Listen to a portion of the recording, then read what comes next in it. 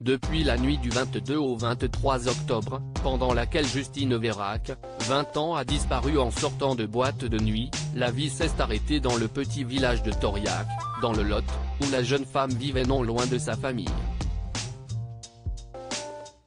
Retrouvée morte quelques jours plus tard, probablement étranglée par un jeune agriculteur, Lucael, qui a reconnu partiellement les faits. Celle qui était maman d'un petit gabin, 2 ans, a finalement été inhumée ce vendredi 4 novembre, devant une foule immense. Près de 350 personnes s'étaient en effet déplacées pour mettre un mot, une fleur, sur le cercueil de la jeune femme, témoigner de leurs condoléances à la famille, abattue par le chagrin, ou simplement se rappeler de quelques souvenirs en commun. Et parmi les nombreuses personnes de l'assistance, un peu en retrait de la famille, se trouvait Alexandre, le père du fils de Justine, le petit Gabin, à peine âgé de 2 ans et demi. Le jeune homme, extrêmement touché, a cependant tenu à s'adresser rapidement à la foule, promettant que son ex-compagne, qu'il avait quittée il y a 1 an et demi avant de s'installer à Toulouse, serait toujours présente pour leur petit garçon.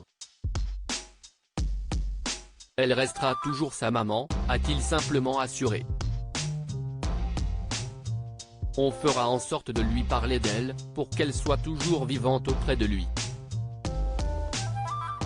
La famille, quant à elle, bien trop émue, n'a pas pu s'exprimer devant l'assistance, laissant l'homme d'église assurer que la jeune fille retournerait auprès de sa grand-mère bien-aimée.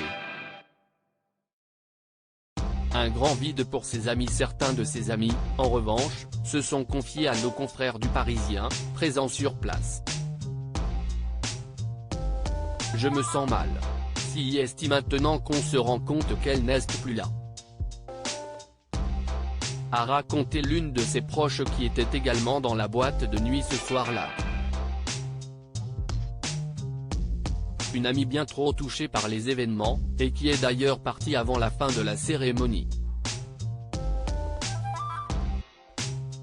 Désormais, si est à la police de finir de faire toute la lumière sur cette affaire.